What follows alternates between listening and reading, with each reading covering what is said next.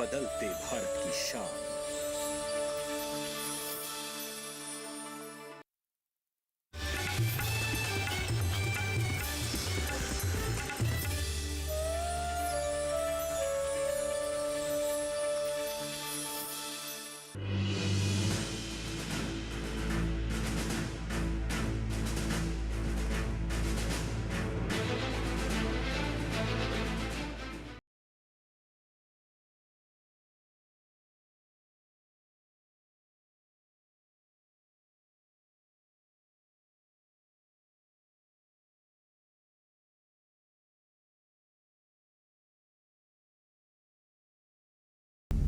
नमस्कार, किसान प्रश्न मंच में आप सभी का स्वागत है। मैं हूं आपके साथ हैदर सेठी और आज हमारा किसान प्रश्न मंच का कारवां पहुंचा है उत्तर प्रदेश के झांसी, जहां इस वक्त हम मौजूद हैं रानी लक्ष्मीबाई केंद्रीय कृषि विश्वविद्यालय। और तमाम किसान भाई हमारे साथ जुड़े हैं, तमाम विशेषज्ञ भी हमारे साथ जुड़े हैं। सबसे पहले विशेषज्ञों का परिचय करा देते हैं। मेरा नाम डॉक्टर अंशुमान सिंह है। मैं वैज्ञानिक आनुवंशिकी एवं पादप प्रजनन विभाग में कार्यरत हूँ। नमस्कार किसान भाइयों, मेरा नाम डॉक्टर योगेंद्र कुमार मिश्रा, सहायक प्राध्यापक कीट विज्ञान विभाग।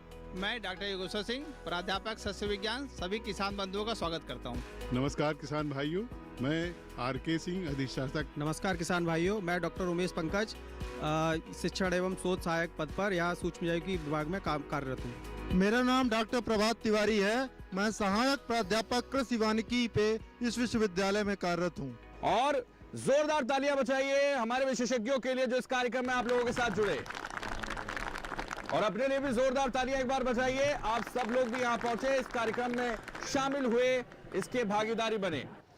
तो इस कार्यक्रम को आगे बढ़ाएंगे। और सबसे पहले, चूंकि जिस तरह से किसान प्रश्न मंच पर हम आपसे सवाल पूछते हैं, आपकी जानकारी परखते हैं, और उसको लेकर आज हम इस सेशन की शुरुआत करेंगे। देखिए, इस सेशन की शुरुआत हमें कृषि की भूमिका से करनी है। तो बुंदेलखंड में कृषि की क्या भूमिका है, उस पर हम चर्चा करेंगे और आपसे सवाल पूछेंगे और आपको जवाब देना है। और अगर आप जवाब देते हैं तो विशेषज्ञ तय करेंगे कि किसान कप आपको दिया जाएगा, सम्मानित आपको किया जाएगा। ऐसे में शुरुआत करेंगे सवालों की, लेकिन जिस तरह से आप तमाम लोग यहां पहुंचे हैं तो भारत सरकार की योजनाओं के बारे में आपसे बात करेंगे, बुंदेलखंड में कृषि की भूमिका पर आपसे बात करेंगे और तमाम सवाल आपसे पूछेंगे। तो शुरुआत करते हैं सवालों की। और सबसे पहला सवाल आप लोगों से पूछते हैं कि आपको कितनी जानकारी है, ये समझेंगे।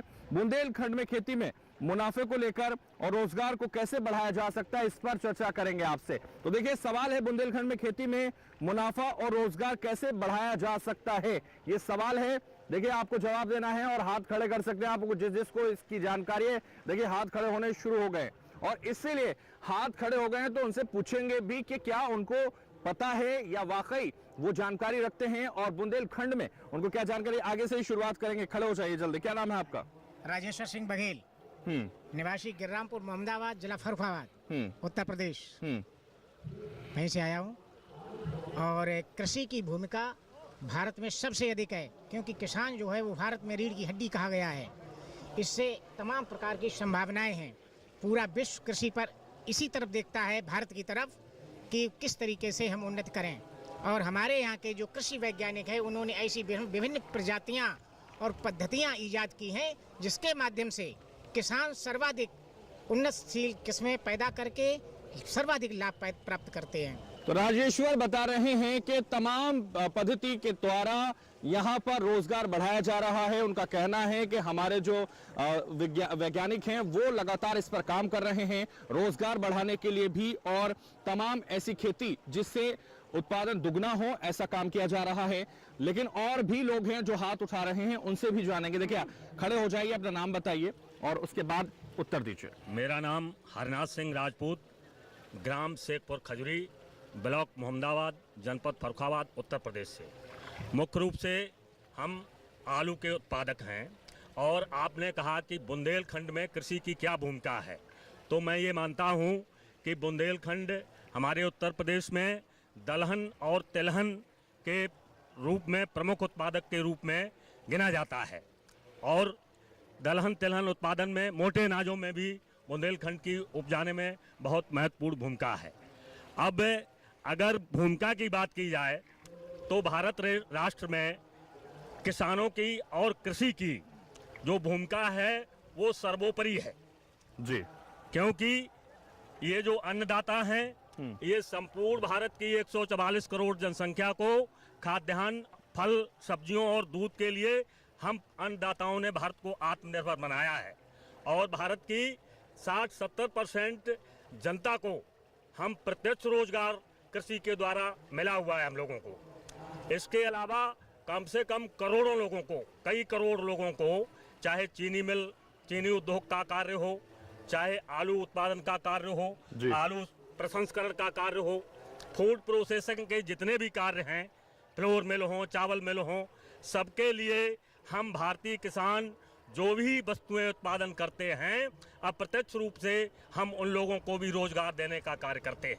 ठीक है, और देखिए और भी लोग हैं, और जिस तरह से हरनाम बता रहे थे कि दलहन और तिलहन के लिए बुंदेलखंड मशहूर है और यहाँ दलहन तिलहन की जो फसलें हैं वो यहाँ ज्यादा होती हैं और इससे बहुत ज्यादा किसानों को लाभ पहुंच रहा है। और भी लोग हैं जो यहाँ बताना चाहेंगे, इस प्रश्न का उत्तर देना चाहेंगे, तो उनके पास भी हम आना चाहेंगे। देखिए और भी किसान भाई हैं जो यहाँ बता सकते हैं और इनाम के हकदार यानी किसान कब के हकदार वो बन सकते हैं, और इसलिए हाथ उठा रहे हैं लोग और उनके पास भी आएंगे, उनसे भी जानेंगे, उनसे भी समझेंगे कि आखिर वो क्या जानते हैं, क्या वो जो खेती कर रहे हैं बुंदेलखंड में वो बेहतर तरीके से कर पा रहे हैं, क्या उसका दुगना उत्पादन वो ले पा रहे हैं। देखिए यहां भी किसान है, खड़े हो जाइए।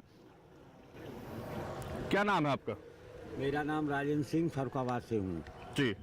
और मैं उन्नतशील बीज और तकनीकी खेती यदि किसान अपनाता है, उचित मार्केट लेता है तो उसे उसका लाभ मिल सकता है, बस अपनी बाड़ी को बरामद करता है। देखिए राजन सिंह बता रहे थे कि देखिए अगर आप खेती करते हैं और यहाँ पर भी खेती करने का लाभ उनको मिलता है और इसलिए वो दुगना लाभ कमा पाते हैं, और ऐसे कई किसान हैं जिन्होंने जवाब दिया है, लेकिन इसका सही जवाब किसने दिया ये विशेषज्ञों को तय करना है। और विशेषज्ञों से मैं कहूंगा कि बेहतर तरीके से हमारे दर्शकों और किसानों को समझाएं और साथ ही ये भी बताएं कि किस तरह की खेती यहाँ होती है और किसको इनाम का हकदार बनाना है, ये भी आपको तय करना। धन्यवाद। सर्वप्रथम मैं कहना चाहूँगा कि किसान भाइयों ने बहुत ही अच्छा जवाब दिया है और जैसा कि हमारे पहले दो वक्ताओं ने जवाब दिया, दोनों लोग का उत्तर काफ़ी हद तक सही था, इसलिए दोनों लोग को हम दे सकते हैं। किसी एक को ही देना है तो मैं राजपूत जी को। आइए राजपूत जी, हरनाम राजपूत ने यहाँ सही जवाब दिया और इनाम की घोषणा हो चुकी है। जोरदार तालियां हरनाम जी के लिए बजाइए क्योंकि उन्होंने यहाँ सही जवाब देके इनाम के हकदार बन चुके हैं। तो देखिए कब के हकदार बन चुके हैं हरनाम जी, जोरदार तालियां और ऐसे ही जवाब दीजिए जैसे हरनाम जी ने दिया और कब के हकदार बने। बहुत शुक्रिया हरनाम जी। तो मैं कहूंगा आपसे कि हमारे दर्शकों और किसानों को भी बताएं कि बेहतर तरीके से खेती कैसे की जा सकती है और बुंदेलखंड में किस तरह से खेती की जा रही है, उसका लाभ कितना किसानों को और दर्शकों को होगा आपके द्वारा। बहुत बहुत धन्यवाद।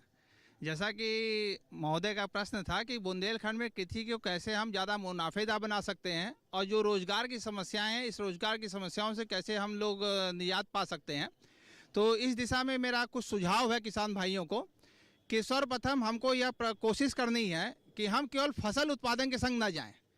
फसल उत्पादन जब हम करते हैं तो बुंदेलखंड की जो जलवायु है ये बहुत ही प्रॉब्लमेटिक है, कभी सूखा पड़ जाता है, कभी लगातार एक हफ्ते तक बारिश हो जाती है। तो जो केवल फसल का अगर आप चयन करते हैं अपने कृषि में तो फिर कहीं ना कहीं आप क्लाइमेट के ऊपर निर्धारित होते हैं, जलवायु के ऊपर निर्धारित करते हैं।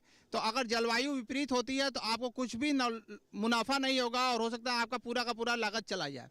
तो ऐसे में आपको सुधारने की ज़रूरत यह है कि जैसा कि उन्होंने राजपूत जी ने कहा कि हम लोग ये दूध उत्पादन कर रहे हैं, अंडा उत्पादन कर रहे हैं, उसी तरह हर किसान भाई को ज़रूरत है कि अपने मुनाफा को बढ़ाने के लिए फसल उत्पादन के संग संग अगर आपकी स्वेच्छा के अनुसार और आपकी शक्ति के अनुसार जितना खेत है और जितना धन है उसके अनुसार अगर छोटा किसान है तो बकरी पालन कर ले और अगर बड़ा किसान है तो गौ पालन कर ले। तो गौ पालन और बकरी पालन जब आप करेंगे तो निश्चित तौर पे आपको हर दिन कुछ ना कुछ इनकम होगी। और एक बकरी हर साल में 2 बच्चे देती है और 1 साल का बच्चा 5,000 में आराम से बिक जाएगा। ये एश्योर्ड इनकम है, आपको जिस दिन चाहिए कि आप बकरी ले जाके मार्केट में बेच सकते हैं। और दूसरा ये कहना चाहेंगे कि बुंदेलखंड चूँकि पानी की सबसे बड़ी समस्या है और उत्तर प्रदेश सरकार की जो योजना है कि हर खेत तालाब, तो हर खेत में नहीं तालाब करें, लेकिन कुछ भाई अगर 5-10 किसान इकट्ठा हो जाएं और एक संग अगर जो सबसे निचला हिस्सा है वहाँ पे अगर तालाब बना लेते हैं तो उस तालाब में मछली उत्पादन कर सकते हैं और उसी तालाब से आप अपने सिंचाई को निर्धारित कर सकते हैं कि हमको सिंचाई हम दे ही पाएंगे। तो आपके फसल उत्पादन बढ़ेंगे, आपकी मछली उत्पादन बढ़ेगी, और साथ ही साथ जो अन्य व्यवसाय हैं जैसे मशरूम उत्पादन, बी उत्पादन, तो आप संग संग इसको भी जरूर अपनाएं। गाय से दूध लें, बकरी पालन करें, मत्स्य पालन करें, और सबको जब एक संग करेंगे तो रोजगार का भी सृजन होगा। क्योंकि जैसे ही फसल उत्पादन अगर आप करते हैं, आज आप लगाए बोए, फिर आप 10 दिन के लिए गायब हो जाते हैं, कहीं कुछ देखना नहीं, तो रोजगार कम हो जाता है। लेकिन अगर आप अपने खेत में जानवर लेंगे तो आपको सुबह शाम कम से कम 2 टाइम देखना है। तो जब आपके घर में कोई खाली बैठा है तो उसको एक रोजगार मिल जाएगा, और उसी खेत में आप अतिरिक्त आय भी पा सकते हैं। और अगर तालाब की परियोजना का अगर आप लाभ उठाना चाहते हैं तो कुछ किसान भाई, निवेदन करेंगे मैं, कुछ किसान भाई साथ आएँ, 5-10 किसान साथ आएँ, जो सबसे निचला हिस्सा है वहाँ तालाब कर लें, तो आपकी सिंचाई की सुविधा हो जाएगी, तो फसल उत्पादन अपने आप बढ़ जाएगी। और हर खेत में कोशिश करें, जो हमारे यहाँ बरसात होती है, बरसात कम नहीं है बुंदेलखंड में 800 से 900 मिलीमीटर बारिश है। लेकिन प्रॉब्लम क्या है, टोपोग्राफी ऐसी अनडुलेटेड है, उछली नीची है कि पानी बह जाता है। हर खेत में कोशिश कीजिए कम से कम 60-70 सेंटीमीटर की मेड़ जरूर लें। जब आप मेड़ लेंगे तो आप 80-90% पानी जो बरसता है वो उसी खेत में रुक जाएगा, तो मिट्टी और पानी दोनों का बचाव होगा। और हर मेड़ पे आप चाहे फलदार वृक्ष लगा लें, और चाहे जो टिम्बर के पौधे हैं जो आपके 10 साल 15 साल में कट सकते हैं वो ले लें, तो ये भी आपके अतिरिक्त आय का साधन बन सकते हैं। धन्यवाद। विशेषज्ञ आपको बता रहे हैं कि किस तरह से आप जो है खेती बाड़ी के साथ पशुपालन भी कर सकते हैं, बकरियां भी पाल सकते हैं और उसका व्यापार भी कर सकते हैं। साथ ही वो बता रहे हैं कि मछली पालन कैसे कर सकते हैं और उसका लाभ भी आप उठा सकते हैं। तो खेती के साथ साथ मछली पालन अगर आप करेंगे तो बेहतर तरीके से आप जो है आय का साधन पैदा कर सकते हैं, और ये विशेषज्ञ लगातार आपको बताते हुए नजर आ रहे हैं। लेकिन इस सिलसिले को हमें आगे बढ़ाना है। किसान प्रश्न मंच पर आपसे सवाल पूछ रहे हैं और आपको किसान कब का हकदार बनाना है, इसलिए आप लोगों के लिए एक और सवाल आपसे पूछना चाहेंगे जिसका जवाब आप लोगों को देना है। और अगर आप जानते हैं कि अगर आपने सही जवाब दिया तो किसान कब से आपको सम्मानित किया जाएगा। तो देखिए, सवालों के सिलसिले को आगे बढ़ाते हैं और एक और सवाल आपसे पूछते हैं, खेती को सुदृढ़ कैसे किया जा सकता है। तो खेती को सुदृढ़ करना है, आपको सुदृढ़ करने का तरीका बताना है और इनाम का हकदार बन जाना है। तो देखिए, जल्दी से हाथ उठाइए, खेती को कैसे सुदृढ़ करें, और लगातार देखिए हाथ उठने लगे। और इस बार हम इधर से आएंगे क्योंकि लगातार अगली पंक्ति में नीचे बैठे हुए लोग प्रयास कर रहे हैं, उनसे कोशिश करेंगे जानने की। क्या नाम है आपका? मेरा नाम राधा कृष्ण, मैं मैलई का निवासी हूँ जी, ब्लॉक बड़पुर, जनपद फर्रुखाबाद। खेत को सुधारने के लिए सबसे पहले खेत को चौरस करें, उसकी मेड़ बांधें और पानी को रुकाव करें, हरी खाद बोएं। इसके बाद फसल चक्र अपनाएं। फसल चक्र से हमको फायदा भी होगा और खेत की उर्वरा शक्ति भी बढ़ेगी, और खादों का कम प्रयोग करके प्राकृतिक गोबर खाद या और चीज़ें उसमें डाल के उसको प्रयोग करें तो अति उत्तम रहेगा। ठीक है। देखिए, राधा कृष्ण बता रहे हैं कि पहले आप खेत को पूरी तरह से उसका ख्याल रखते हुए उसमें सुदृढ़ करें, उसमें पूरी तरह से जो खाद है वो नियमित डालें और उसका इस्तेमाल आप बेहतर तरीके से करेंगे तो वो बेहतर उत्पादन होने में सफल रहेंगे और उसका आय का साधन भी बन जाएगा। तो देखिए, राधा कृष्ण ने कहा कि हरी खाद का इस्तेमाल भी करना है। बैठिए आप, और भी लोगों ने हाथ उठाया था, जल्दी से खड़े हो जाइए। देखिए, पिछली पंक्ति में भी आपने, आप बताइए क्या नाम है आपका? हमारा नाम सर रविंद्र सिंह, जब्बूपुर कायमगंज, जनपद फर्रुखाबाद जी। सबसे पहले हमारे खेत को हेक्टार करना चाहिए, इसका मृदा परीक्षण कराना चाहिए जिससे उसकी मिट्टी का पता लगे कैसी क्या है, और उसके सही तरीके अपनाने चाहिए। कम खाद लगाना चाहिए, जैविक खाद का प्रयोग करना चाहिए। यही सर मैं बोलना चाहता हूँ। तो देखिए, रविंद्र सिंह बैठिए। रविंद्र सिंह बता रहे हैं कि कैसे वो अपना जो खेत है वो उसको एकसार करें और उसके बाद उसको मृदा को उसकी जांच कराएं, और उसके बाद वो कैसे खाद डालना है, किस तरह से जैविक खाद का इस्तेमाल करना है, वो भी वो बता रहे हैं। लेकिन वे विशेषज्ञ तय करेंगे कि कौन सही बता रहा है कौन गलत। लेकिन और भी लोगों ने हाथ उठाया था, उनके पास भी आएंगे। देखिए, आपके पास बुजुर्ग किसान है, क्या नाम है आपका? मेरा नाम बलवीर सिंह है, फर्रुखाबाद जी। बलवीर जी बताइए। पहले तो भूमि का परीक्षण कराना चाहिए, उसका जो उससे पता चल जाए इसका पीएच कितना है, क्या है, ऊपर नीचे, तो उसका मतलब सुधार हो सके। उसके बाद हम जैविक खाद का प्रयोग करें तब उसका भूमि का सुधार हो सकता है। और उसके आधार पर ही हमें जो चीज़ जिस तरह से फसल उगाई जाए वही फसल उसमें करनी चाहिए, इस तरह से। तो देखिए बलवीर जी बता रहे हैं कि मृदा परीक्षण कराना बहुत जरूरी है और उसके बाद ही कौन सी फसल वहां उग सकती है, किस फसल का हमें लाभ मिल सकता है, वही फसल वहां बोनी चाहिए, उसका ही उत्पादन वहां हो सकेगा। तो बलवीर जी ने भी जवाब दिया है। और भी किसान हैं जो जवाब देना चाहते हैं। देखिए अंतिम पंक्ति में थे जिन्होंने हाथ खड़ा किया था, उनके पास भी आएंगे क्योंकि किसान प्रश्न मंच सभी से यहां उत्तर जानना चाहता है, इसलिए आपके पास भी आएंगे। अपना नाम बताइए और उत्तर दीजिए। सबसे पहले मैं डिस्ट्रिक्ट फरुखाबाद ब्लॉक नवाबगंज से, मेरा नाम छबराम सिंह। मैं सबसे पहले किसान भाइयों से कहना चाहूँगा कि सबसे पहले अपनी भूमि की मृदा परीक्षण कराएं, इसके बाद में और रासायनिक खादों का प्रयोग कम करें, इससे कि हमारी उत्पादन क्षमता कम होती जा रही है। और कृषि को बढ़ावा करने के लिए ज़्यादातर मृदा परीक्षण कराने के बाद में और जैविक खादों का प्रयोग करें। और इसके बाद में जिस तरह से जो मतलब भूमि है अपनी इस तरह से उसमें उत्पादन पैदा करें जिसमें कि जो फसल चाहती है फसल उसी को उगाएं। इसके लिए धन्यवाद करें। तो देखिए ये थे छवि राम सिंह जो इस वक्त राम की छवि सब में नजर आ रही, पूरे विश्व में नजर आ रही है और वो बता रहे हैं कि मृदा परीक्षण कराना बेहद जरूरी है और वही मिलता जुलता जवाब देते हुए वो भी नजर आ रहे हैं। वो कह रहे हैं मृदा परीक्षण कराइए, उसके बाद कौन सी फसल का इस्तेमाल वहां किया जा सकता है या बोई जा सकती है, उसका लाभ वहां से उठाया जा सकता है, वो ये कहते हुए नजर आ रहे हैं। और अब मैं ये विशेषज्ञों पर छोड़ूंगा, तो ये विशेषज्ञ तय करेंगे कि किसने सही जवाब दिया है और किसने गलत जवाब दिया है। लेकिन यहां रुकेंगे एक छोटे से ब्रेक के लिए।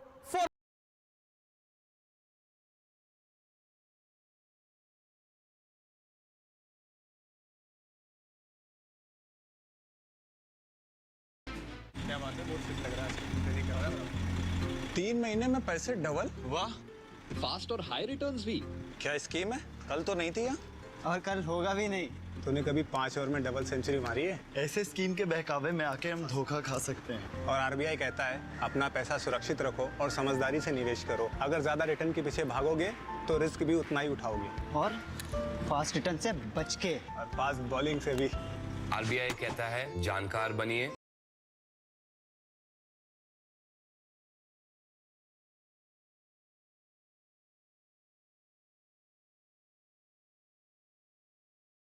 तो ब्रेक के बाद किसान प्रश्न मंच में आप सभी का स्वागत है और इस सिलसिले को आगे बढ़ाते हैं। और हम चूंकि तमाम लोगों से जवाब ले चुके थे तो अब तय करेंगे विशेषज्ञ कि किसने सही जवाब दिया है और वो ये भी बताएंगे कि कैसे बेहतर तरीके से इसका उत्तर दिया जा सकता था। सभी किसान भाइयों ने अच्छा जवाब दिया है और हमारे प्रथम वक्ता जो थे उन्होंने सबसे बढ़िया जवाब दिया है, तो उन्हीं को वो इनाम के हकदार हैं।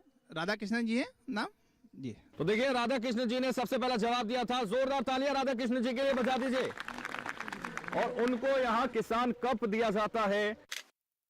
जोरदार तालियां बजाइए, एक बार फिर से बजा दीजिए, बार बार बजा दीजिए। चलिए राधा कृष्ण जी के लिए तो कम से कम बजा ही सकते हैं आप लोग तालियां। तो अब ये विशेषज्ञ तय करेंगे कि किसने यहाँ जो जवाब दिया था बिल्कुल सटीक था, वो तय हो चुका है। लेकिन अब उसके बाद ये भी बताइए कि कैसे इसका बेहतर जवाब क्या है। देखिए जैसा कि प्रश्न था कि बुंदेलखंड में खेती को कैसे सुदृढ़ बना सकते हैं, तो जब सुदृढ़ बनाने की बात करते हैं तो खेती में कोई एक फसल नहीं देखनी है, हमको पूरा का पूरा फसल चक्र पे ध्यान देना है। आमतौर पर बुंदेलखंड में ये देखा गया है कि किसान भाई जल्दी खरीफ में फसल नहीं लगाते और रबी की फसल पे ही निर्धारित रहते हैं। तो ऐसे तौर पे हमको ये देखना है कि खरीफ में फसल भी लें, रबी में भी फसल लें और इसको कैसे लें। बुंदेलखंड की मिट्टी में मृदा में जो समस्या है कि ऑर्गेनिक कार्बन जो कार्बनिक पदार्थ है इसकी बहुत ही कम मात्रा में है। तो सर्वप्रथम हमको ध्यान ये देना है कि हम कैसे कार्बनिक मात्रा बढ़ा सकते हैं। खेती को अगर सुदृढ़ बनाना है तो हमको फसल चक्र पर ध्यान देना होगा और कार्बनिक पदार्थ को सर्वप्रथम बढ़ाना होगा। तो कार्बनिक पदार्थ बढ़ाना है इसलिए हमको फसल चक्र में एक बार समय गर्मी के अंत में बरसात शुरू होने से पहले हरी खाद के तौर पे ढैंचा का प्रयोग जरूर करो। ढैंचा को उगाएं। ढैंचा 30-40 दिन की फसल होती है। इसको अगर आप खेत में उगा के और खेत में वापस पलट देंगे तो आपकी खेती में बहुत ही ज़्यादा कार्बनिक पदार्थ का सुधार होगा और इससे जल धारण क्षमता भी बढ़ती है। तो जल धारण क्षमता बढ़ेगी तो जो सूखे की समस्या होती है वो सूखे की समस्या पे का भी कम प्रभाव पड़ेगा आपके फसल पे। दूसरा ये कहना है कि फसल चक्र का चयन करें। फसल चक्र का चयन ऐसे करें कि आपके खरीफ में जो फसल, जैसे आमतौर पर हमारे किसान भाई उर्द, मूंग और तिल यहाँ खरीफ में लगाते हैं, तो बदलते जलवायु परिवेश में ये देखा गया है कि उर्द, मूंग और तिल तीनों ही जो बारिश सितंबर में हमारी बारिश होती है इससे प्रभावित हो जाती हैं। तो ऐसे में हम लोग मक्के की अगर बेड़ीदार नालीदार पे खेती करें तो मक्के की खेती आपको अच्छा मुनाफा दे सकती है। अगर 90 से 100 दिन की मक्के का अगर आप उपज लेते हैं और मक्के के बाद आप सरसों ले लीजिए, तो मक्के के बाद सरसों और सरसों के बाद हरी खाद, इस तरह से आपको एक फसल चक्र, अगर आप खरीफ में मूंगफली लेते हैं तो मूंगफली के बाद आप गेहूं उत्पादन कर सकते हैं। तो आपको फसल चक्र का निर्धारण करना है, हरी खाद का प्रयोग करना है और खेत में खरीफ फसलों में ऐसा बनाना है कि निकासी, पानी के निकासी की भी सुविधा हो। और अगर नालीदार बना रहेगा तो ज़्यादा पानी होगा तो निकासी हो जाएगी और कम पानी होगा तो उसमें रुक भी जाएगा। तो सूखे की समस्या से भी बचेंगे और जल जमाव के भी समस्या से बचेंगे। और ज़्यादा से ज़्यादा जो भी आपके खेत के अवशेष मिल रहे हैं, चाहे वो पराली हो और चाहे वो गौ से प्राप्त हुआ गोबर हो, चाहे जो भी हो, सबको खेत में वापस डालना है। अगर आप खेत में वापस डालेंगे तो कार्बनिक पदार्थ बढ़ेगा। कोई पराली जलानी नहीं है, पराली जलाना एकदम बंद कर देना है। पराली का पूरा का हक दाने के अलावा जो भी पराली है, थोड़ा सा पराली आप अगर गेहूं की है, जानवर आपका खाता है तो जानवर को दीजिए, अदरवाइज उस अंश को वापस खेत में डालिए। तभी आप सतत कृषि की जो हम बात कर रहे हैं, जिसके लिए आज ये मेला बनाया गया है, मेला का आयोजन किया जा रहा है, सतत कृषि हम लोग संभव कर पाएंगे। इसी के साथ साथ ध्यान देने वाली बात यह है कि हरी खाद का जरूर उपयोग करें। हरी खाद का उपयोग अगर आप 3-4 साल कर लेते हैं तो 2 फायदे हैं। एक, कार्बनिक पदार्थ बढ़ेगा, उससे जल धारण जल रोकने की क्षमता बढ़ेगी। और तीसरा, जिस भी खेत में खरपतवार की समस्या है, खरपतवार की समस्या से भी निजात मिल जाएगी। तो हर खेत का जो भी, देखिए आमतौर पर सूक्ष्म तत्व की जो कमी आती है, 80 से 90% जो भी सूक्ष्म तत्व पौधा लेता है वो उसके पराली में रह जाता है। तो अगर आप पराली वापस खेत में दे देंगे तो आने वाले दिनों में सूक्ष्म तत्व की जो कमी है वो कमी बढ़ेगी नहीं, बल्कि और निरंतर कम होती जाएगी। अन्यथा ये कमी बढ़ती जाएगी और आने वाले दिनों में आपको और ज़्यादा पोषक तत्व देने होंगे। इसी के साथ साथ थोड़ा सा ऐड करना चाहूँगा कि गर्मी में खेती की जुताई कर दें। गर्म में जब आप खेत को जुताई देते हैं, जो भी कीड़े मकोड़े की समस्या है वो भी आपको निजात मिल जाएगी। तो आपके खेत में कीड़े मकोड़े की समस्या कम हो जाएगी और जो रोगों का प्रकोप होता है उससे भी थोड़ी सी आपको कमी मिलेगी। धन्यवाद। तो देखिए, बेहतर तरीके से जवाब आपको मिला और किस तरह से आप लोग खेती कर सकते हैं, पशुपालन कर सकते हैं और साथ ही कई और भी जो ऐसे पेड़ हैं वो लगा सकते हैं जिससे लाभ उठा सकते हैं। और लगातार आपको बताया जा रहा है कि किस तरह से आपको मछली पालन करना है, पशुपालन करना है और साथ ही लगातार आपको इस तरह की भूमिका के साथ आगे बढ़ना है, अपने उत्पादन में दुगना लाभ आपको कमाना है, ये वो बता रहे थे। अब इस सिलसिले को आगे बढ़ाएंगे और हम अब एक और सेशन की तरफ बढ़ेंगे और भारत सरकार की योजनाओं के बारे में आप लोग कितना जानते हैं, उसका कितना लाभ आप लोगों को हो रहा है, इस सेशन में आपसे पूछेंगे। भारत सरकार की एक योजना के बारे में सवाल, जिसने बताया, सही जवाब दिया, वो जानते हैं कि उनको दिया जाएगा किसान कब। तो इसलिए आप सब लोग हो जाइए तैयार। और एक और सवाल आप लोगों के लिए, प्रधानमंत्री फसल बीमा योजना से जुड़ा हुआ सवाल आपसे पूछेंगे। प्रधानमंत्री फसल बीमा योजना क्या है ये आपको बताना है। प्रधानमंत्री फसल बीमा योजना क्या है ये सवाल आप लोगों के लिए। तो देखिए, जल्दी से हाथ उठाइए और खड़े हो जाइए। और हाथ देखिए सबसे आगे से इस बार भी उठने लगे हैं, तो सबसे पहले उन्हीं के पास आएंगे। हालांकि वो पहले ही किसान कप के हकदार बन चुके हैं, लेकिन उनका प्रयास देखिए, शुरुआत लगातार हो रही है। तो आप बैठिए, एक बार पीछे से ले लेते हैं क्योंकि इन्होंने अभी तक जवाब नहीं दिया और ये भी प्रयास कर रहे हैं, कोशिश कर रहे हैं। जल्दी से खड़े हो जाइए। क्या नाम है आपका? बलवीर सिंह है। बलवीर जी, जल्दी से जवाब दीजिए। ये प्रधानमंत्री की जो योजना है, बीमा योजना, ये फसल अगर किसी प्रकार से नष्ट हो जाती है या प्रकोप से मतलब बारिश से या किसी से मतलब, तो उसका ये बीमा योजना है वो किसान को देना पड़ता है और उसके बदले में मतलब सरकार उसे लाभ देती है। बैठ जाइए। देखिए, बलवीर सिंह जी बता रहे हैं कि कोई भी फसल नष्ट हो जाए उसका लाभ अगर उठाना है तो बीमा करा लेना चाहिए और इस बीमे से अब सरकार जो है उसका लाभ उन तक पहुंचाती है और बीमा होने से बहुत सारे दिक्कतों से किसान बच जाते हैं, ये उनका कहना है। ये बलवीर जी का कहना है। बलवीर जी बुजुर्ग किसान हैं जो लगातार अपने बल की वीरता दिखाते हुए सबसे पहले नजर आए हैं। और भी लोग हैं यहाँ, कोशिश करेंगे उनसे भी जानेंगे और समझेंगे कि क्या उनके पास सही उत्तर है, और अगर सही उत्तर है तो वो जानते हैं कि उनको किसान कब दिया जाएगा। इसलिए जल्दी से हाथ उठा लीजिए और किसानों से भी मैं कहूंगा जल्दी से हाथ उठाएं और प्रश्न का उत्तर दें। सबसे आगे युवा किसान ने हाथ उठा लिया है, उनके पास हम आएंगे और उनसे भी जानेंगे क्या उनके पास उत्तर है या नहीं, ये विशेषज्ञ तय करेंगे, लेकिन उनसे जानते हैं। क्या नाम है आपका? सर मेरा नाम रोहित गौतम है। मैं अपने झांसी बड़े गांव के पास में है गांव बिरगुआ गांव से हूं। और मेरा ये कहना है कि जो अपना किसान बीमा रहता है ना नहीं जी मोदी वाला, यदि हमारी फसल कुछ हो जाता है या का नाम सड़ गल जाता है या कोई ओले वगैरह गिर जाते हैं तो किसान बीमा हम जैसे हम लोग करवाते हैं तो हमें उसका लाभ मिलता है। पर ऐसा नहीं है, फार्म भरते हैं हमारे का नाम गाँव से वो पैसा मिलता है सर।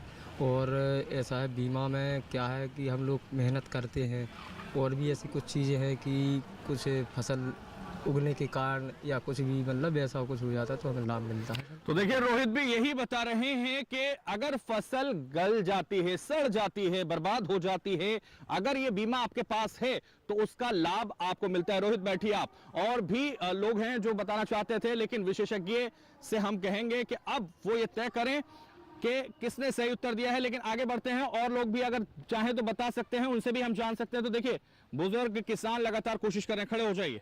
क्या नाम है आपका? राजेश्वर सिंह बघेल। जी बताइए। गिररामपुर। ये फसल बीमा योजना जो है इसमें ये होता है कि फसल का कुछ अंश जो हम प्रीमियम के रूप में सरकार को देते हैं, और जब तक हम प्रीमियम के रूप में नहीं देंगे तो सरकार हमको उसकी भरपाई नहीं कर पाएगी। इसलिए हम प्रीमियम का अंश जब जमा करते हैं तो हमें फसल में जब दैवीय प्रकोप होता है, कोई जैसे ओलावृष्टि हो जाए, आंधी तूफान आ जाए, तब उसका प्रीमियम का हमको लाभ मिलता है प्रधानमंत्री योजना के अंतर्गत। बैठिए। राजेश्वर जी बता रहे हैं कि हमें प्रीमियम देना पड़ता है पहले, उस प्रीमियम का लाभ जब हमें मिलता है तो उसको बीमा कहा जाता है। लेकिन कितना सही उत्तर है, क्या वाकई सिर्फ प्रीमियम के तौर पर इसको देखते हैं किसान या फिर लाभ के तौर पर उसे देखते हैं? तो आपसे कहेंगे कि सही उत्तर किसने दिया ये भी तय करें आप, और इसे बेहतर तरीके से समझाएं किसानों को। देखिए लगभग सभी किसानों ने अच्छी कोशिश किया है, उसमें से सबसे अच्छा जागेश्वर जी ने बहुत अच्छा सटीक आंसर दिया है, क्योंकि जब तक प्रीमियम नहीं देंगे तो वो फसल बीमा हमारे लिए गवर्नमेंट उसमें हमें लाभ उपलब्ध कराएगी। तो इसलिए मैं कहूँगा कि ये कब के असली हकदार जो जागेश्वर जी हैं। राजेश्वर जी आ जाइए, आपका सही उत्तर था और इसलिए आपको बनाया जाता है किसान कप का हकदार। लीजिए आपको दिया जाता है किसान कप। जोरदार तालियां बजाइए, सभी लोग तालियां बजा दीजिए, कंजूसी मत कीजिए तालियों में, क्योंकि राजेश्वर जी ने वो हिम्मत की उत्तर देने की। आप लोग भी करिए और किसान कप के हकदार बनिए। मैं कहूंगा विशेषज्ञों से कि वो ये भी बताएं कि इसका लाभ कैसे लिया जा सकता है और कितने लोग इससे लाभान्वित हो रहे हैं। फसल बीमा योजना जैसा कि आप जानते हैं, आप सभी लोगों ने बताया, यह योजना 13 जनवरी 2016 में माननीय प्रधानमंत्री जी के द्वारा शुरू की गई है। इस योजना के अंतर्गत जैसा कि आप लोगों ने बताया कि प्राकृतिक आपदा, कीड़ों और रोगों से जो हमारी फसल में नुकसान होता है उससे कैसे बचाव किया जाए, यह आपके लिए बहुत ही अच्छा कारगर है, जिसमें हमारे सभी किसान भाई इसका लाभ उठा सकते हैं। तो जैसा कि आपके कुछ किसानों ने बताया कि इसका प्रीमियम पे करना पड़ता है, तो जैसे हम कि कोई भी योजना लेते हैं, जैसा आप LIC लेते हैं, आप अपने जीवन सुरक्षा के लिए, इसी प्रकार से फसल सुरक्षा के लिए फसल बीमा योजना लेना पड़ता है। उसमें भी कुछ प्रीमियम देना पड़ता है। उस जैसे आप खरीफ फसलों के लिए अगर बीमा करवाएंगे तो आपको 3.5% प्रीमियम देना पड़ता है।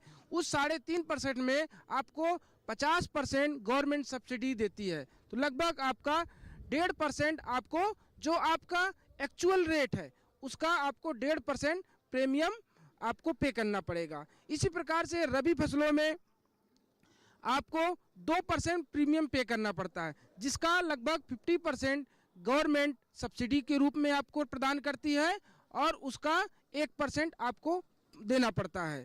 तो जैसा कि आप जानते हैं कि फसलों में कीड़ों की बहुत समस्या होती है। जैसे आप देख रहे हैं कि हमारा बुंदेलखंड में दलहनी फसल का बहुत महत्व है और तिलहनी फसलों का भी। तो दलहनी फसलों की अगर हम बात करें तो दलहनी फसलों में जैसे हमारा चना है, चना ये एक प्रमुख फसल है हमारे रबी सीजन की। तो चना में आप देखे होंगे एक इल्ली लगती है जिसको पॉट बोरर बोलते हैं।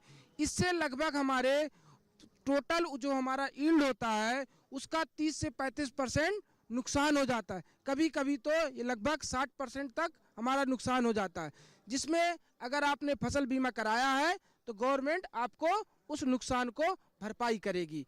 इसी प्रकार से हम बात करते हैं सरसों में। सरसों में भी एक ऐसी समस्या आती है कीड़ों की जिसका नाम है माहू, जिसका एफिड, मस्टर्ड एफिड बोलते हैं, जिसको आप लोग माहू बोलते हैं। माहू एक ऐसा कीड़ा है जो लगभग आपका 40 से 60% आपकी उत्पादन में गिरावट लाता है। तो इस उत्पादन में गिरावट को बचाने के लिए मैं आप सभी लोगों से निवेदन करूंगा कि आप सब लोग अपनी फसल का बीमा कराएं, अपनी फसल की सुरक्षा करें और आपका जीवन सुख खुशहाल बने। धन्यवाद। तो देखिए, फसल के बारे में आपको बताया कि किस तरह से बीमा आपको कराना है और लाभ आप लोगों को मिलेगा। तो देखिए, तमाम सवाल हम लगातार पूछ रहे हैं और तमाम उत्तर आप लोग दे रहे हैं और बेहतर तरीके से विशेषज्ञ आपको समझा रहे हैं, बता रहे हैं कि कैसे आपको किन योजनाओं का लाभ उठाना है, कैसे आपको उन योजनाओं से लाभान्वित होना है। तो देखिए, आगे बढ़ते हैं और इस सवालों के सिलसिले को आगे बढ़ाते हैं। इसी योजना के बारे में एक और सवाल आप लोगों से करेंगे। बहुत ही आसान सवाल है जिसका जवाब आप लोग दे सकते हैं और आप लोग जानते हैं कि बेहतर तरीके से वो योजना आपको कितना लाभ पहुंचा रही है। तो देखिए, सवाल है प्रधानमंत्री फसल बीमा योजना कब शुरू की गई ये आपको बताना है और अगर आपने ये बताया तो आपको कब दिया जाएगा, किसान कब से सम्मानित किया जाएगा। सबसे आगे से युवा एक बार फिर से प्रयास करते हुए देखिए, उनके पास हम आएंगे, उनसे जानेंगे। क्या नाम है आपका? सबसे पहले नाम बताइए और उत्तर दीजिएगा। सौदान सिंह, नंगला हीरा सिंह, जिला फरुखाबाद। सही 2016 13 जनवरी। तो देखिए, स्वरांश सिंह ने बताया 13 जनवरी 2016 में शुरुआत की गई है और भी युवा किसान हैं जो हमारे साथ मौजूद हैं। क्या नाम है आपका और उत्तर दीजिएगा नाम बताने के बाद। रोहित गौतम। 13 जनवरी सन 2016 से प्रधानमंत्री योजना चलाई गई थी, अभी सर ने बताया था अभी। तो बैठिए, देखिए सर ने बताया था उसी को इन्होंने रिपीट कर दिया है। 13 जनवरी 2016 वो भी बता रहे हैं। रोहित यहाँ किसान हैं और भी किसान यहाँ मौजूद हैं, उनसे भी जानेंगे, उनसे भी समझेंगे। देखिए, हाथ वो भी उठा रहे हैं, तो प्रयास करते हैं उन तक पहुंचने का। जिन्होंने हाथ उठाया था जल्दी से खड़े हो जाइए। किसने हाथ उठाया था पीछे से? सबसे पीछे से लगातार छविराम किसान कोशिश कर रहे हैं और इसलिए चूंकि छवि राम है तो इनके पास आना जरूरी है। राम के बिना तो सब कुछ अधूरा है। तो आएंगे आपके पास और पूछेंगे आपसे क्या नाम है आपका। वो मैंने बता ही दिया, उत्तर आपको देना है। प्रधानमंत्री फसल बीमा योजना सन 2016 में शुरू की है। तो तमाम किसान भाई लगातार उत्तर दे रहे हैं और लगातार प्रयास कर रहे हैं कि वो इनाम के हकदार बने, किसान कप के हकदार बने। लेकिन ये तय करना है विशेषज्ञों को और विशेषज्ञ लगातार हमारे साथ इस कार्यक्रम में किसान प्रश्न मंच में बने हुए हैं। इसलिए मैं विशेषज्ञों से कहूंगा कि वो सही से इनको बताएं और सही उत्तर किसका था ये भी वो तय करें। देखिए, मैं अभी जब फसल बीमा योजना के बारे में आपको बताया तो उसमें मैं आपको इस प्रश्न का उत्तर दे दिया था। लेकिन खुशी की बात यह है कि हमारे किसान भाइयों ने बहुत ही अच्छे से मुझे सुना और तुरंत ही उनके दिमाग में ये चीज़ आ गई कि यह फसल बीमा कब शुरू की गई। तो मैं तो कहूँगा सही तो हमारे तीनों किसान भाई हैं, पर जो प्रथम किसान ने हमारे जो है से बताने की कोशिश की उनको मैं कहूँगा कि ये कब के हकदार वो होंगे। तो आइए रोहांश जी, आपके लिए यहाँ घोषणा हो चुकी है। जोरदार तालियां इनके लिए। इन्होंने सबसे पहले इसका उत्तर दिया है, इसलिए इन्हें सम्मानित किया जाता है किसान कप से। बहुत शुक्रिया आपका। तो देखिए, लगातार कोशिश की जा रही है और बताया जा रहा है कि इस योजना के बारे में वो कितना जानते हैं, कब इसकी शुरुआत की गई। इस योजना के बारे में बेहतर तरीके से लगातार विशेषज्ञ आपको बता रहे हैं। थोड़ा और बताइए, विशेषज्ञों से मैं कहूंगा कि इसकी शुरुआत क्यों की गई थी, किसने की गई थी और किस नीतियों के साथ इनकी शुरुआत इस योजना की गई थी। देखिए, फसल बीमा योजना जैसा कि अभी बताया गया कि 13 जनवरी 2016 में माननीय प्रधानमंत्री जी के द्वारा लागू की गई। ये बीमा पहले भी चल रही थी, पर ये बीमा योजना 1987 में जो है पहले शुरू हुई थी। लेकिन यह यह जो फसल बीमा योजना है इसका जागरूकता की कमी थी और इसमें किसानों तक नहीं पहुंच पा रही थी। तो आज हम देख पा रहे हैं हमारे जितने भी जो प्रोग्रेसिव फार्मर हैं लगभग सभी लोग इस बीमा का लाभ उठा रहे हैं। लगभग हमारा उत्तर प्रदेश में लगभग हमारी 25 से 30% जो हमारे प्रोग्रेसिव फार्मर हैं उसमें से इस बीमा का जो है लाभ उठा रहे हैं, जिससे कि उनकी फसलों में अभी देखिए जैसा कि मैंने आपको बताया कि इस बीमा का एक प्रीमियम पे करना पड़ता है। तो ये एक कंपनी है, गवर्नमेंट ने एक ही कंपनी है जो ये इसके बीमा का लाभ आप लोगों को प्रदान करती है। उस कंपनी का नाम है नेशनल इंश्योरेंस कंपनी।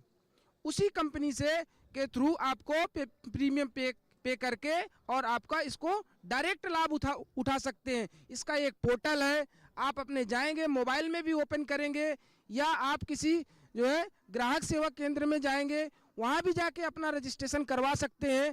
आपके यहाँ आपके खेत में आकर के वहाँ के कुछ विशेषज्ञ होंगे और वहाँ पे तय करेंगे कि आपकी इस खेत की कितनी उत्पादन होगी। उस उत्पादन के आधार पे उसकी प्रीमियम का 1.5% आपको पे करना पड़ेगा। खरीफ में, रबी में आपको 1%। इसी प्रकार से आपकी मसाला वाली सब्जियों में भी आप कर सकते हैं, या आप जो आपकी कैश क्रॉप है जैसे आलू है इसमें भी कर सकते हैं। इनका प्रीमियम थोड़ा ज़्यादा होता है क्योंकि इसमें आपको ज़्यादा फायदा भी होता है। तो इनका प्रीमियम है 5%, इसमें भी आपको 50% सब्सिडी मिलेगी। तो मैं किसान भाइयों से निवेदन करूंगा कि अपनी फसल सुरक्षा के लिए इस किसान बीमा योजना का लाभ जरूर उठाएं। धन्यवाद। तो लगातार विशेषज्ञ इस योजना का लाभ कैसे आप लोग ले सकते हैं बेहतर तरीके से उन्होंने आपको बताया ताकि आप उसका सही फायदा उठा सकें, उससे लाभान्वित हो सके। और यही उद्देश्य है भारत सरकार का, जो आपको तमाम ऐसी योजनाओं के बारे में बताने के लिए, जताने के लिए जागरूकता अभियान भी लगातार चला रही है। तो देखिए, इसी से जुड़ा हुआ एक और सवाल, प्रधानमंत्री फसल बीमा योजना से जुड़ा हुआ सवाल मैं आपसे पूछूंगा और आपको उसका जवाब देना है। और अगर सही जवाब आप देते हैं तो किसान कप आपको दिया जाता है। प्रधानमंत्री फसल बीमा योजना से आपको कौन कौन से लाभ होते हैं और कैसे उसका लाभ आप लेते हैं, इसी से जुड़ा हुआ ये सवाल है। आपको लाभ बताने हैं, कितने लाभ आपको उससे हो रहे हैं। तो मैं आपके पास आऊंगा और पूछूंगा आपसे लाभ के बारे में। जो सबसे ज्यादा लाभ गिनवाएगा उसी को किसान कप दिया जाएगा। इसलिए देखिए, हाथ उठने लगे हैं, हालांकि उधर से ही लगातार हाथ उठता हुआ नजर आता है। पीछे भी किसान हैं जो हाथ उठा रहे हैं, कोशिश कर रहे हैं, उन तक भी आते हैं। क्या नाम है आपका? खड़े हो जाइए, नाम बताइए और उसके बाद उत्तर दीजिए और लाभ गिनवाइए, कौन कौन से लाभ आप लोगों को होते हैं। जी, ब्लॉक राजेपुर, ग्रंथ सिंह। किसान सम्मान निधि प्रधानमंत्री योजना से मिलती है। किसान को जैविक वो कम पैसों से प्राप्त होती है। किसान को ऐसी बहुत परिस्थितियां हैं जो किसान से जुड़ी हुई हैं। बैठिए, देखिए किसान है ग्रंथ सिंह जो बिल्कुल अलग योजना का लाभ बता रहे हैं, लेकिन वो उनसे पूछा गया फसल बीमा योजना के बारे में, लेकिन वो सम्मान निधि के बारे में बता रहे हैं जो मेरे ख्याल से अलग है। और अब और भी किसान हैं जिनके पास आएंगे। हाथ उठाया था, प्रयास कर रहे हैं, खड़े हो जाइए। आप ही बताना चाहते हैं, क्या नाम है आपका? मेरा नाम दीपक राय है। फसल बीमा योजना का लाभ किसान यदि कर्ज लेता है और वो तो यदि उसको नुकसान हो जाता है तो उसको पैसा पूरा मिलता है। किसान बीमा का ये है।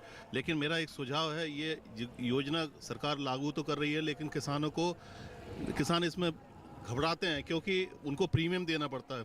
यदि प्रीमियम गवर्नमेंट दे और बाद में यदि रिकवर कर ले तो किसान को बहुत फ़ायदा मिलेगा और ये योजना जो है बहुत अच्छी क्रियान्वित होगी। तो किसान छोटा किसान है, गरीब है, वो पैसा नहीं दे सकता, प्रीमियम नहीं दे सकता है। तो यदि सरकार थोड़ा इस ओर ध्यान दे, क्योंकि आजकल आधार कार्ड है, यदि आप कोई भी लोन लेते हो तो तुरंत रजिस्टर्ड हो जाता है, तो वो बाद में इस चीज़ को भले उससे आधा % आप ज़्यादा प्रीमियम ले लो। तो मेरा कहने का मतलब ये है कि किसान को आप पहले उसे, यदि वो इच्छुक है ये बीमा का लाभ लेने के लिए, तो आप उसको जो है प्रीमियम अपनी तरफ से देने की वो करें, भले आधा % आप ज़्यादा ले लें। तो इसका योजना का लाभ जो है किसानों को 100% मिलेगा और हर एक किसान आगे आएगा। यदि अभी आप देखेंगे, हाथ उठा के पूछेंगे कितने लोग करा रहे हैं, तो आपको ना के बराबर लोग, जो पैसे वाले लोग हैं वही बीमा करा रहे होंगे, बाकी छोटे मोटे किसान हैं। तो मेरा सरकार से अनुरोध है कि ये जो है ये प्रीमियम जो है सरकार खुद देने की थोड़ा वो कोशिश करे, भले आधा % ले ले, और किसान ईमानदार है, किसान हमेशा इसका प्रीमियम को लौटाएगा, ये मैं दावे से कहता हूँ। तो देखिए ये है किसान दीपक सिंह, जिन्होंने अपने मस्तिष्क का दीपक जलाया और सुझाव दिया सरकार को और कहा है कि प्रीमियम खुद सरकार भर दे ताकि बाद में वो वसूली कर ले जब उनको बीमे का लाभ मिल जाए, लेकिन ऐसा पॉसिबल होना मुश्किल नजर आता है। और भी किसान हैं जिन्होंने हाथ उठाया था, जल्दी से उनके पास आएंगे, क्या नाम है और जल्दी से बताएंगे और उसके बाद उत्तर दीजिएगा। जल्दी से खड़े हो जाइए, क्या नाम है आपका? राकेश कुमार। राकेश जी बताइए। ये अगर फसल मेरी सही रहे तो हमें बीमा की क्या ज़रूरत है? हमें बीमा से मतलब फसल से ही ज़्यादा लाभ मिल जाए तो बीमा कितना मिल जाएगा हमको? बीमा की होगी जरूरत ही नहीं है। ठीक है, बैठ जाइए। देखिए राकेश जी बता रहे हैं कि फसल अगर सही रहे तो बीमे की आवश्यकता नहीं है और इसीलिए हम फसल पर फोकस करते हैं, बीमे पर नहीं। तो अब ये विशेषज्ञ तय करेंगे और बताएंगे कि क्या सही है, क्या गलत है और किसने सही जवाब दिया है, वो भी ये तय करें। सभी किसान भाइयों ने अच्छे सुझाव दिए, लेकिन जो तीसरे नंबर के किसान थे उनका जवाब कुछ हद तक सही है, लेकिन मैं इसमें अपनी बात भी ऐड करना चाहूँगा कि किसान क्या लाभ उठा सकते हैं इस निधि से। सबसे पहले तो जैसे किसान किसी ओलावृष्टि या बाढ़ या कीड़ा या फिर इससे जब कोई आपदा आती है तो वो उसकी जितनी लागत है वो सब नष्ट हो जाती है। तो एक तो बहुत बड़ी अच्छी बात यह है कि इससे हमें सरकार हमको फ़ायदा दे रही है, लेकिन अगर कुछ नया प्रयास करना है, आय में वृद्धि करनी है, तो कुछ नई अगर किसान की सोच डेवलप करनी है तो वो कहाँ से, वो कभी कभी पीछे हट जाता है। तो एक रिस्क बियरिंग कैपेसिटी किसान कहाँ से, उसके अंदर डर एक बना रहता है। तो एक तरह का एक बैकअप है कि अगर कुछ गड़बड़ होती है या कुछ प्राकृतिक आपदा आती है तो एक सपोर्ट मिलता है। तो सबसे बड़ा लाभ तो यही है एक, प्लस एक नए वेंचर जैसे एंटरप्रेन्योरशिप की बात करती है सरकार, तो उससे भी जैसे किसान को एक प्रोत्साहन मिलता है। तो सबसे बड़ा एक आर्थिक मदद है सरकार की तरफ से। तो यही मेरी तरफ से एक सुझाव है। और जो तीसरे नंबर के किसान थे, मैं कहूँगा उन्होंने अच्छा जवाब दिया, तो उनको पुरस्कृत किया जाना चाहिए। राकेश जी के लिए कह रहे हैं। राकेश जी आ जाइए, आपने सही उत्तर दिया, इसलिए किसान कप का हकदार आपको बनाया जाता है। जोरदार तालियां राकेश जी के लिए बजा दीजिए, क्योंकि राकेश जी ने कहा कि अगर फसल सही रहेगी तो बीमे की आवश्यकता उन्हें नहीं है। लेकिन अभी देखना होगा कितने लोग फसल सही रख पाते हैं, कितने लोग इनके जवाब से प्रेरित हो पाते हैं। दोनों हाथों से पकड़िए, सम्मान दिया जा रहा है आपको। जोरदार तालियां एक बार फिर से, बहुत शुक्रिया। तो देखिए राकेश जी ने जवाब दिया और उन्हें किसान कप का हकदार यहां बनाया गया। इस सिलसिले को आगे बढ़ाएंगे, लेकिन यहां रुकेंगे एक छोटे से ब्रेक के लिए।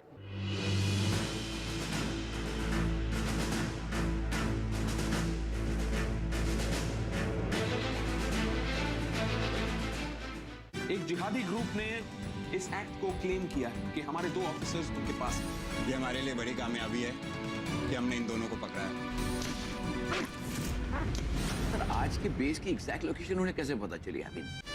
पलटन सोमवार से गुरुवार रात 9:30 बजे, पुनः प्रसारण सुबह 11:30 बजे, सिर्फ डीडी नेशनल पर। देश का पहला चैनल, देश का अपना चैनल।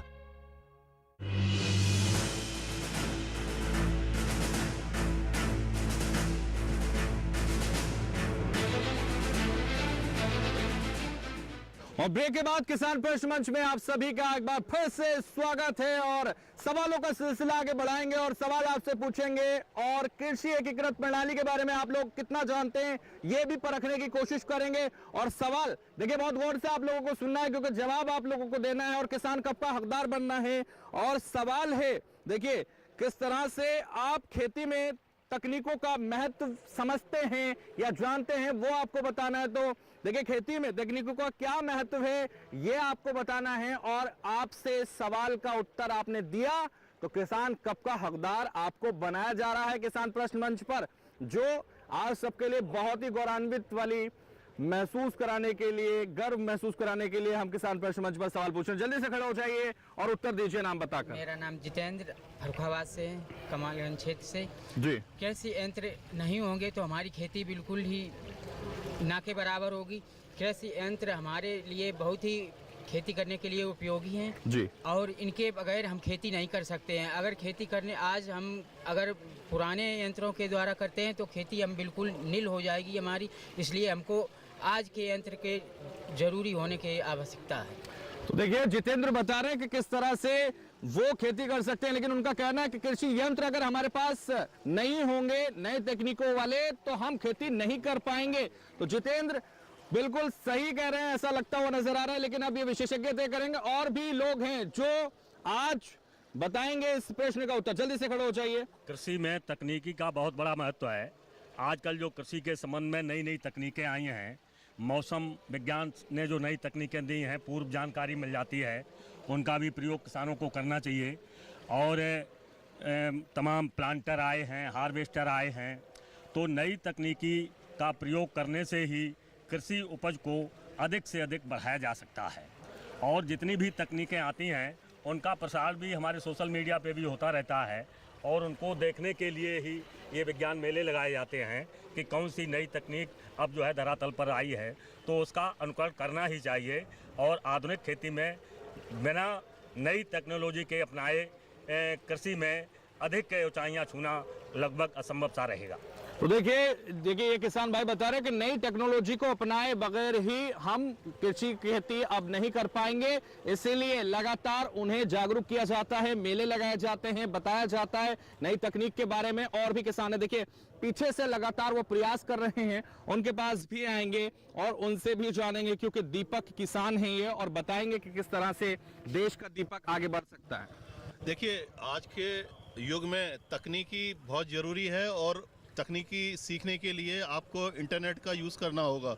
आपके पास जो मोबाइल है घर में, उसका यूज़ करते हुए आपको पानी कब, बरसात कब होगी, टेम्परेचर क्या रहेगा, उसका यूज़ करते हुए आपको वो करना। दूसरी बात, हम लोग बुंदेलखंड क्षेत्र से आते हैं, यहाँ पानी की कमी है, हमें स्प्रिंकल टेक्नोलॉजी का यूज़ करते हुए हर जगह जगह पाइप डाल के उसका यूज़ करना है, जिससे कि हम लोग जो है पानी को बचा सकें और अपना भरपूर फसल ले सकें।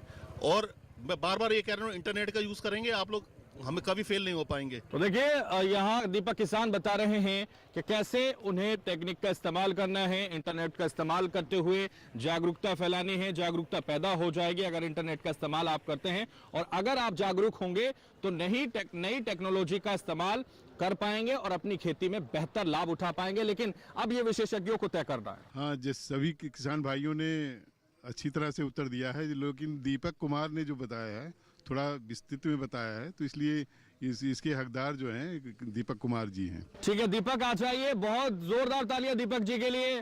उन्होंने प्रयास किया अपना दीपक जलाने का, और लगातार अब उनका दीपक जल गया है। यहाँ उन्हें किसान कप का हकदार बना दिया गया है। जोरदार तालियां दीपक जी के लिए।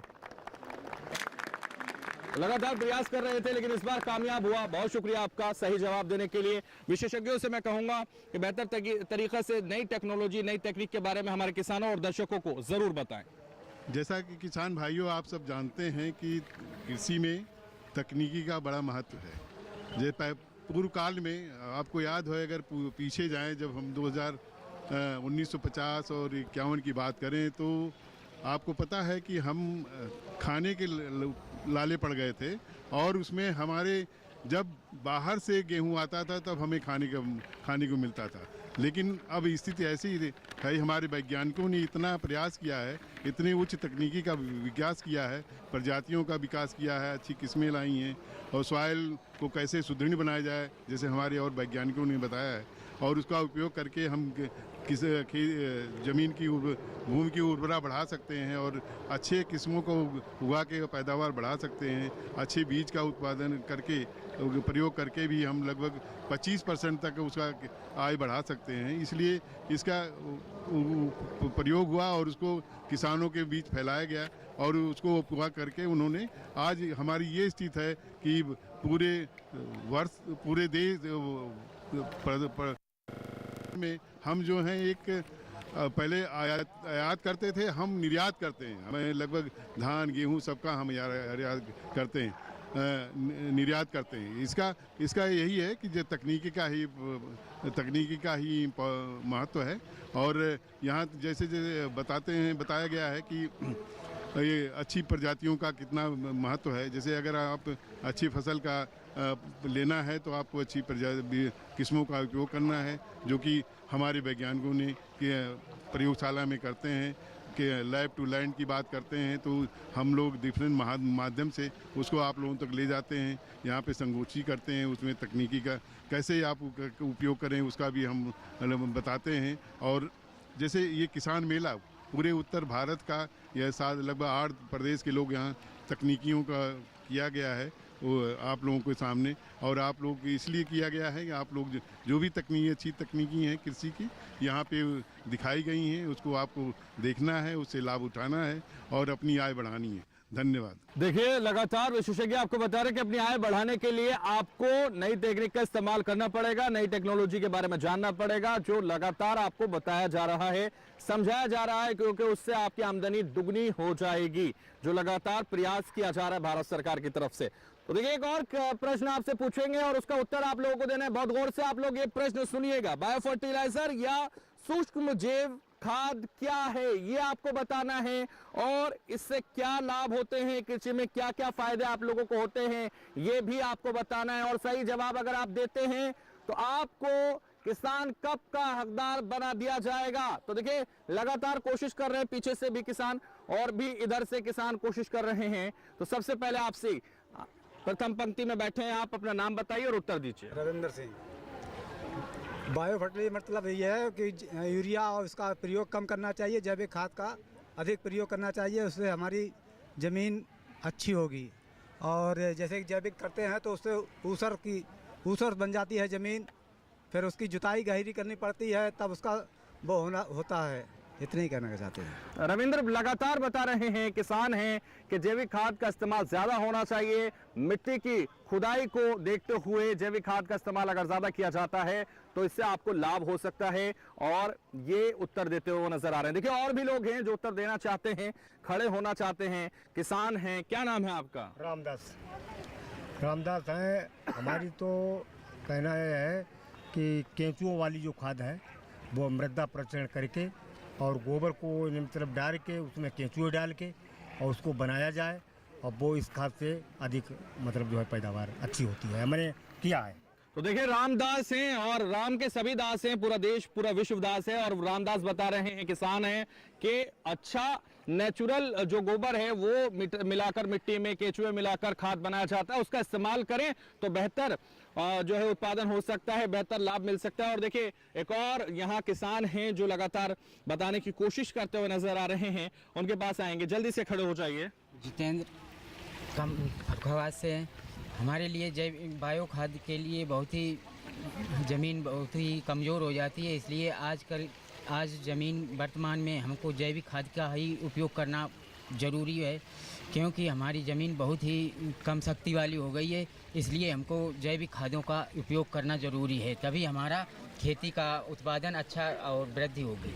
तो देखिए, लगातार प्रयास कर रहे हैं किसान, और उन्होंने कहा कि जैविक खाद का इस्तेमाल, जितेंद्र किसान हैं जो बता रहे हैं जैविक खाद का इस्तेमाल ज़रूरी है, और ज़मीनें जो उनकी क्षमता है, जो उनकी ताकत है ज़मीनों की, वो कम हो गई है, इसलिए जैविक खाद का इस्तेमाल ज़्यादा ज़रूरी अब हो गया है। लेकिन विशेषज्ञों से मैं कहूँगा कि वो ये तय करें कि किसने सही उत्तर दिया है, और ये भी बताएं कि इसका सही उत्तर क्या है। सभी किसान भाइयों ने बहुत अच्छा प्रयास किया है, जिसमें से कि मैं मानता हूँ रविंदर जी ने कुछ हद तक सही जवाब दिया है, और मुझे लगता है कि रविंदर जी ही कब के अधिकारी हैं और उनको वो कब दिया जाए।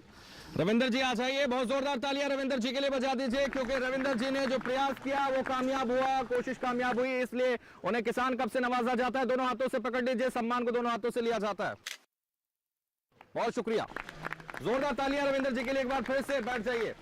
तो रविंदर जी ने बेहतर तरीके से जवाब दिया, लेकिन अब मैं विशेषज्ञों से कहूंगा उसे बेहतर तरीके से बताएं, ताकि हमारे दर्शकों और किसानों तक आपकी बात पहुंच पाए। जी धन्यवाद। मैं बताना चाहूँगा कि जो बायो फर्टिलाइज़र हैं, या इनको हम लोग सूक्ष्म जैविक खाद या जैविक खाद भी कहा जाता है, जिसे हम लोग कुछ सूक्ष्म जैव जो जीवित सूक्ष्म जैव हैं, जो कि कृषि के लिए बहुपयोगी का काम करते हैं, जिसमें है कि नाइट्रोजन का फिक्सेशन है, फॉस्फोरस का मोबिलाइजेशन है, फॉस्फोरस की घुलनशीलता को बनाए रखते हैं, और बाकी सूक्ष्म तत्व हैं उनके लिए भी बहुत महत्वपूर्ण होते हैं, तथा साथ ही साथ ये पौधे की वृद्धि और मृदा की उर्वरता को भी बढ़ाते हैं। यही सूक्ष्म जैव हैं जो आपकी सूखाग्रस्त ज़मीन में भी अच्छा कार्य करके उपज को भी बढ़ाते हैं, और साथ साथ मृदा को भी, उसकी भूमि संरचना भी सुधारते हैं। इसी कड़ी में मैं मेरे साथ हैं डॉक्टर प्रभात, वो भी कुछ अपना तथ्य देंगे, मैं उनको आमंत्रित करता हूँ। जैसा कि डॉक्टर साहब ने बताया, मैं बस खाद की बात चल रही है तो एक विषय जोड़ना चाहता हूं। चूँकि मेरा विषय कृषि वानिकी है, तो हम कृषि वानिकी को ज़्यादा से ज़्यादा किसानों को अपनाने के लिए प्रेरित करते हैं। तो उसका फ़ायदा ही ये है कि हम ऐसे पौधों का चयन कृषि वानिकी माध्यम से करते हैं जो नाइट्रोजन को फिक्स कर सकें। और जब हम कृषि वानिकी माध्यम अपनाते हैं तो पेड़ों की पत्तियां जो हैं वो ज़मीन में गिरती हैं और गिर के सड़ती हैं और सड़ के मिट्टी की उपजाऊ क्षमता को बढ़ा देती हैं। और जब मिट्टी की उपजाऊ क्षमता बढ़ती है तो किसानों की फसल की पैदावार में भी बढ़ोतरी होती है। तो आप सबको कृषि वानिकी माध्यम को अपनाकर भी अपने फसल का ध्यान रखना चाहिए। धन्यवाद। बेहतर तरीके से उन्होंने बताया कि कैसे आप कृषि वानिकी अपना सकते हैं और कैसे लाभ उठा सकते हैं। तो तमाम सवालों के जवाब आपने दिए बेबाकी के साथ। तो किसान प्रेस मंच पर तमाम सवाल हमने पूछे, जिसका जवाब तमाम किसान भाइयों ने दिया और किसान कब के हकदार बने। इस कार्यक्रम में हमारे साथ विशेषज्ञ जुड़े, जोरदार तालियां विशेषज्ञों के लिए इस कार्यक्रम में जुड़ने के लिए। और आप भी तमाम किसान भाई हम हमारे साथ जुड़े, इस मंच पर मौजूद रहे, इसके लिए आपका बहुत शुक्रिया। जोरदार तालियां अपने लिए बजा दीजिए। तो किसान प्रेस मंच की तमाम टीम को दीजिए इजाजत। फिर नए मंच पर नई योजनाओं के साथ करेंगे आपसे बात। तब तक के लिए नमस्कार।